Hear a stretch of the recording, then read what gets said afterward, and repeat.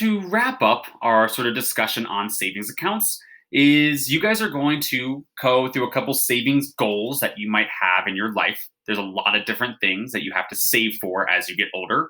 It might be a security deposit and first month's rent at a new apartment or house you want to move to. Maybe it's a down payment for a car, or maybe you're just saving up so you have enough money for getting a pet that you've always wanted. So when we get to this page in the Nearpod, we're going to go over to our workbook, Tuesday, September 7th. I'm going to go ahead and click here to open up the savings calculator we're going to use to see what actions are we taking that are going to help us with our goals, okay? As you guys go through the workbook, you guys are in charge of typing in or coming up with any box highlighted in green. If it's not in green, all you have to do is use that information in the savings calculator. So for this first slide, I already gave you all the information that you're going to type into the savings calculator to see how close we're getting to our goals. So this first example, we're trying to make sure we're going to have enough money for a security deposit and first month's rent for a new apartment. Usually when you move into a new place, the landlord requires both. So it's kind of a bigger amount of money when you move into a place, then it goes down to the monthly rent.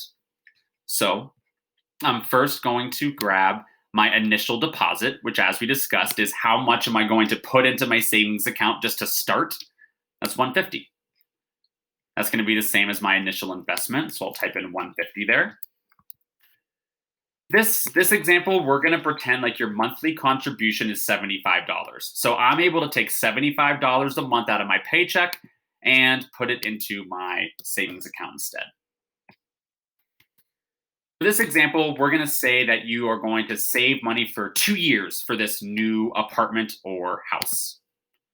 So we'll type in 2 years there. Our estimated interest rate.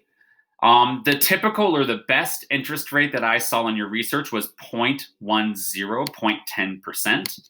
All you have to do is type in 0.10. We're going to leave this blank, and we're going to change this to monthly, and then we're going to calculate it. And if that was your initial deposit and your monthly contribution with that interest rate, after 2 years, you will have $1,952.03. So how much did we save? $1,952.03. Now I also want to get a little picture of the graph of the savings. So you're going to take a screenshot, which for you guys, you have to, with your left hand, hold down Control and Shift. With your right hand, tap the button above the number 6. And you guys should be able to draw a nice little box that you guys can then bring into your workbook, okay? Mine's gonna look a little bit different, but then you should be able to copy and paste it right there. I'll do another video with that. Now we're gonna go over here and we're gonna put in this new information to see how much I'm gonna save, the graph of the savings. Then you guys are going to compare, was it better to have a larger initial deposit or a larger monthly contribution? And how much better was it?